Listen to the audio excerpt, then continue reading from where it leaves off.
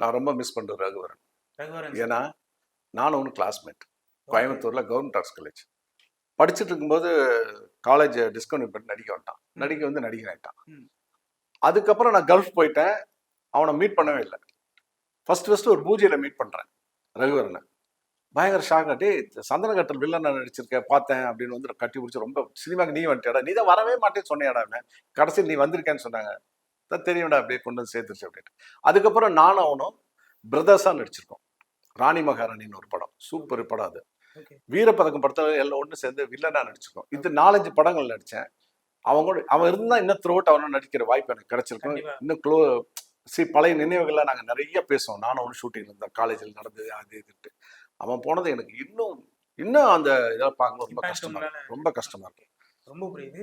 So ஆனா Raghuvaran sir கூட நீங்க நடிச்சிருக்கீங்க சார். ஸோ 4-5 படம் நீங்க நடிச்சிருக்கீங்க, நீங்களே சொல்லியிருக்கீங்க.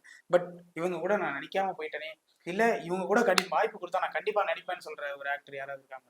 நான் மேக்ஸிமம் எல்லாத்தோட நடிச்சிட்டேன் பாஸ். நான் ரொம்ப ஆசைப்பட்ட நடிகர் வந்து ஒன்று கமல் சார். ரஜினி சார் படத்தில் அருணாச்சல் நடித்தேன்.